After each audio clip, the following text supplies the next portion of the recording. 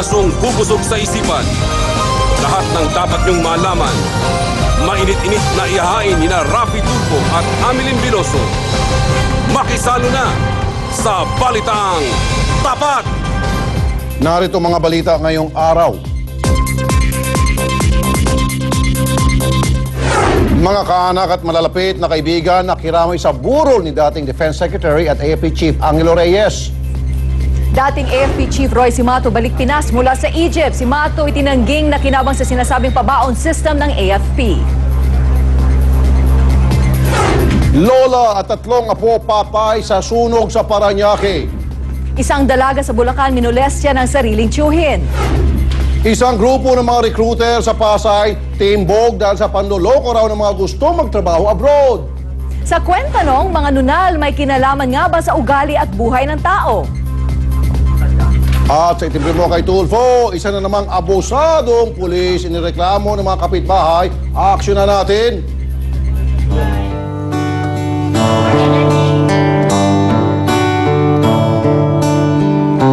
Bumuhos ang pakikiramay sa burol ni retired General Angelo Reyes sa Arlington Funeral Homes sa QC. Nagbaril kahapon ang dating general sa gitna ng investigasyon sa mga anomalya sa AFP. Inunahan naman ng pamilya Reyes sa mga taong tumira sa general na hindi sila welcome sa burol. Ibalita mo, Marlene Alcaide.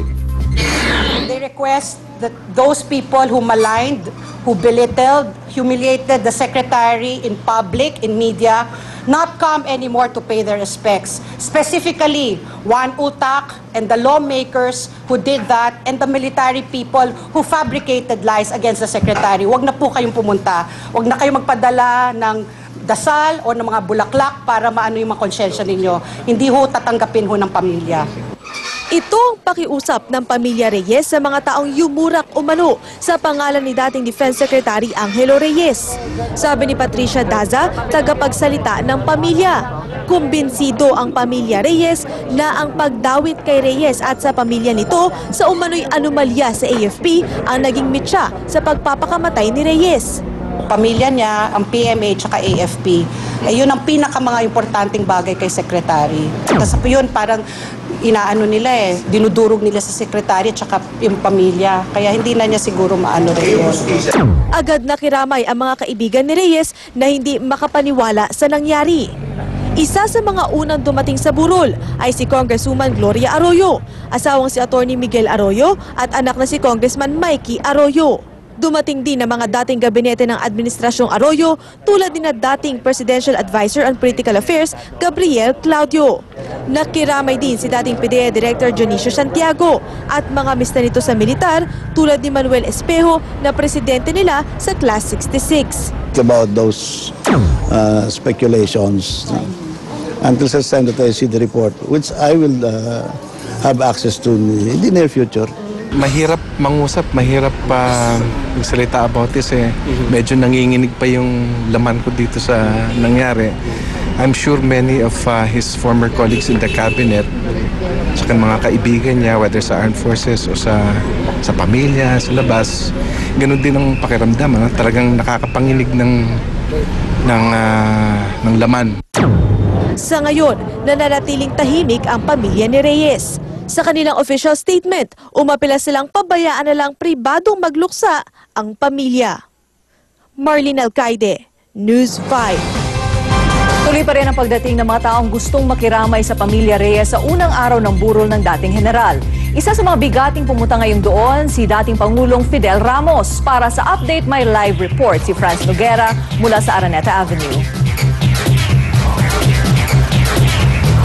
Ameline, patuloy nga ang pagdating dito ng mga kaibigan ni dating Secretary Angelo Reyes dito sa kanyang burol sa Ascension Chapels ng Arlington Funeral Homes dito sa Quezon Avenue. Kabilang nga sa mga dumalaw ngayong araw ay sina dating DILG Secretary Rafael Alunan. Panalangin niya sana'y mapayapa na ang kaluluwa ni Reyes na pangulo nila sa Harvard Club of the Philippines o samahan ng mga nag-aaral sa prestiyosong pamantasan. Inilarawan ni Alunan si Reyes bilang mapagmalasakit at laging iniisip ang kapakanan ng kanyang samahan. Naisip daw noon ni Reyes na magbitiw na sa pwesto nang makaladkad ang pangalan niya sa umano'y AFP pabaon system.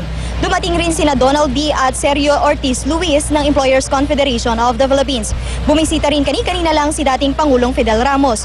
Kinilala ni Ramos ang naging kontribusyon ni Reyes sa EDSA 2. Hangarin ng dating Pangulo sa tapang ng dating kalihim. Para kay FBR, kailangang ituloy ang investigasyon sa aligasyon ng korupsyon sa militar. Pero kailangan raw magsama-sama ng investigating body at pangunahan ito ng Commander-in-Chief o ni Pangulong Aquino. Pakinggan naman natin ang naging pahayag ni Pangulong Ramos at ng iba pang mga dumalaw dito sa burol ni Angelo Reyes. We were supposed to meet today where he was going to relinquish or resign his position as president of the club. And we hope that the AFP chain of command, beginning with the Commander-in-Chief, the President of the Republic, will finally seek and find the final closure to this issue of corruption in the armed forces. Amelin, wala pang pahintulot ang pamilya Reyes na makapasok ang media doon sa burol ni dating Secretary Angelo Reyes. Kailangan daw kasi muna nila ngayon ng privacy. Kaya naman wala pa rin tayong nakukuhang impormasyon kung kailan talaga ang magiging libing ng dating kalihim. Amelin? Salamat, Franz Noguera. Nagulat ang lahat sa pagkamatay ni dating Defense Secretary Angelo Reyes kahapon.